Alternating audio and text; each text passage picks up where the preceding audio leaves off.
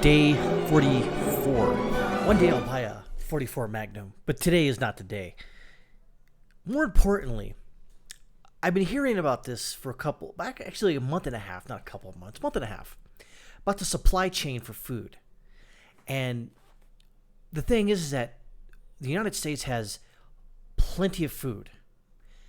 However, in the livestock realm, if you don't have the people to process those cows, the poultry, swine, etc., then that food goes to waste because eventually pigs and cows and chickens all have a half-life. And essentially, they're going to have to start culling some of the herd eventually. As far as food and vegetables, same thing. If not a lot of people are getting them, not a lot of people to process them, clean them, go out in the field and pluck whatever okra out of the ground, then that's an issue. Same thing here. This is a short article from Axios. Let's go here. America's food supply chain is in trouble because of a coronavirus outbreaks in rural meatpacking plant communities. Exactly. There's huge meatpacking plants, and there are also smaller ones. The smaller ones are closed. The bigger ones have to settle for spacing the people out 6 feet apart, apparently, for social distancing. So it's going to become an issue. So here's where we go. Why it matters. For consumers, this means less meat at the grocery store. For many farmers, this means the prospect of financial ruin. For many animals, this means euthanasia instead of slaughter. The big picture. Plants in more than a dozen states have closed in recent weeks, spanning beef, pork, poultry, and fish. So everything. Many more plants are struggling to remain open despite these outbreaks. More than 25% of U.S. pork production is now offline because of plant closures, Washington Post reports citing industry analysis. Here's the thing. I didn't really realize, I kind of did, but I didn't really realize how tenuous our food supply is. If there's a little bit of a hiccup, like bam, everything, prices shoot up. And that's what you're going to see here. Pork is going to go up, especially in the United States. Tyson's Food describes this as a breaking of the food supply chain, warning on Sunday that millions of animals will need to be killed without being turned into food. Between the lines. There's also an enormous human toll taken at these plants. It's not going to be easy to get these workers 6 feet apart, William Schaffner, a professor of infectious diseases, told the New York Times. If you space people out, you reduce productivity. Yep. House of Agriculture Colin Peterson told CNN today that he predicts shortages of pork as soon as next week. Peterson also estimated that 60,000 to 70,000 pigs a day will be needed euthanized. That sounds like a lot. And it is. If things don't turn around fast, we're going to see multi-generational, long-standing hog farms not get through this financially. Minnesota hog farmer Greg Bowerboom told the Star Tribune. Bottom line is, American farmers have long feared that the everyday citizens were clueless about how their food gets made. It's true. Unfortunately, it appears this education is now happening in a flash. Unfortunately. I think that's really about it.